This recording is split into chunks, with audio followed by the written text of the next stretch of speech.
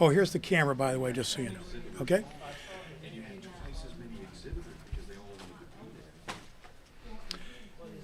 Hello again, good people. This is Reverend Dr. Brad Miller coming to you from the floor of the Indiana Annual Conference of the United Methodist Church at Emmons Auditorium, Ball State University. About 1,200 delegates and lay and clergy devoted folks who are here from all around Indiana and points beyond as well to celebrate Christ, to talk about breakthrough prayer.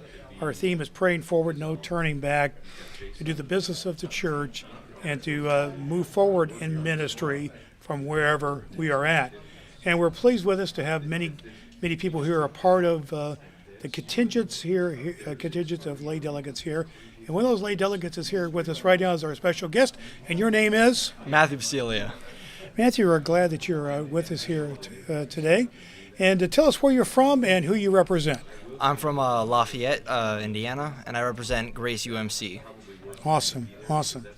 Well, tell me, one of the questions that we like to ask here, folks, on To Be Encouraged, is what is one thing, by the way, you like to go by Matt or Matthew, or what do you like to go by? Matt. Matt.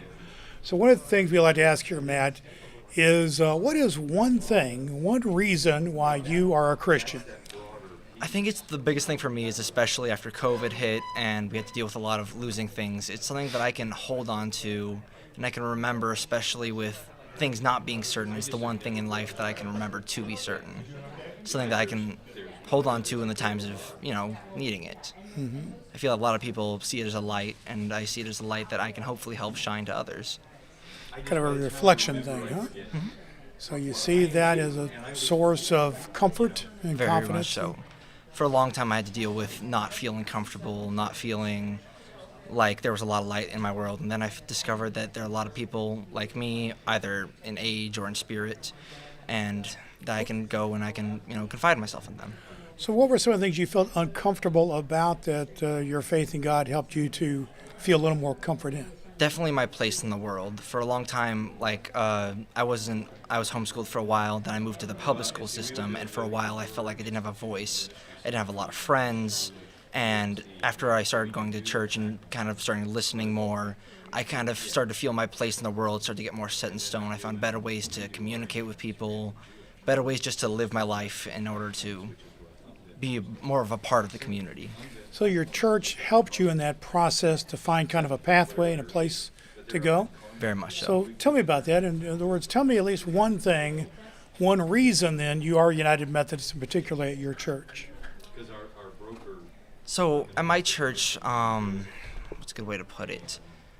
My church really is all about the youth, especially trying to make sure that we're involved. And the biggest reason I'm there right now especially is because we're trying to make a big movement about involving younger people in certain areas of the church. Like just a couple of weeks ago, I got to preach at my church alongside one of my pastors, Glenn Robin, which is a fantastic experience. I get to work with other youth sometimes in leading services.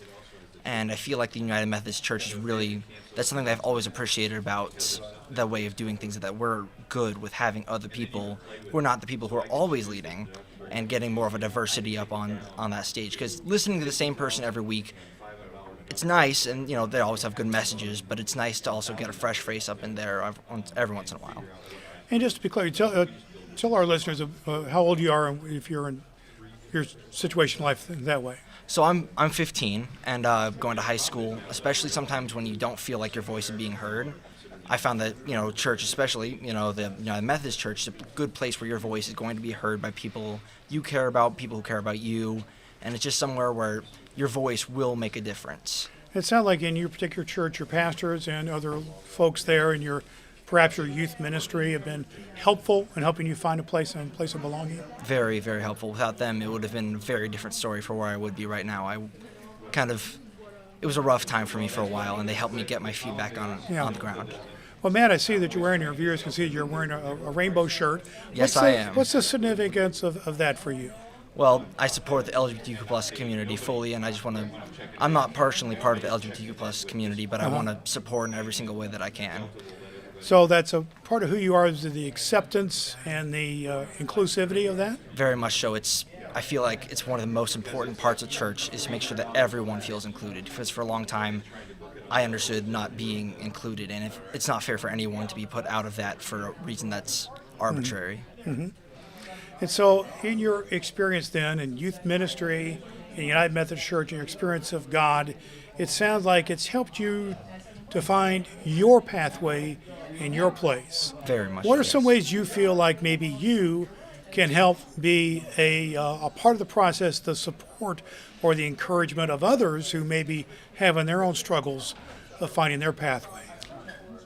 I've been trying to work with, especially with that recently. I have friends who I'm trying to get involved in the church, and for a while it was kind of like, oh, hey, just come to youth group. Hey, we can talk about God, but I realized that that's not the best way to go about it. You need to kind of start slowly. Like I had them come, and we had an overnight at my house, and then the next morning I was like, hey, you could stay at my house, or we could just go to church, just go to the youth group, like a one-time thing. They came to that was fine, and then I got them to come back later for help with an Easter egg thing. And then I got them come back for, we did like a nerve thing in our church, and we did that. And I just kind of trying to build that slowly over time. You don't want to like say, oh, start going to church every week. I'll do this every single week. You want to start slowly. And I feel like over time that'll give them the ability to acclimate to the church setting and find that voice inside themselves that maybe they didn't realize they had. So it's like you're in the process of building trust, building friendships before you get too much into the heavy God stuff. Exactly. Yeah. That's awesome. Well, just one more question for you here, Matt. If you had to say that the theme of the Bishop's podcast that I do together with him is called To Be Encouraged. And so what we like to say is it's an encouraging word for an often discouraged world. And there's a lot of discouraging things in the world. You mentioned a couple of them, people not fitting in, yourself and some others. What would you say for you is an encouraging thing right now? Seeing other people trying, I think, is the biggest thing that I see that helps me, because sometimes I'll feel like I'm trying, and then if I feel like I'm by myself, then there's no point to trying. But when I see other people trying, it inspires me to keep going myself. I see this conference, I see others out there in the world trying their best to work in an imperfect world, and I think that's probably the most encouraging thing right now. Helping navigate an imperfect world, I think. Exactly. It's a pretty good way of putting it. Well, tell us your name and where you're from one more time. I'm Matthew Bisciglia, and I'm from Lafayette, Indiana. Very good. And your church is? Grace UMC. Grace UMC. And you've been our guest today on the To Be Encouraged podcast, coming live from the Indiana Conference of the United Methodist Church. Thank you, Matt. Thank you.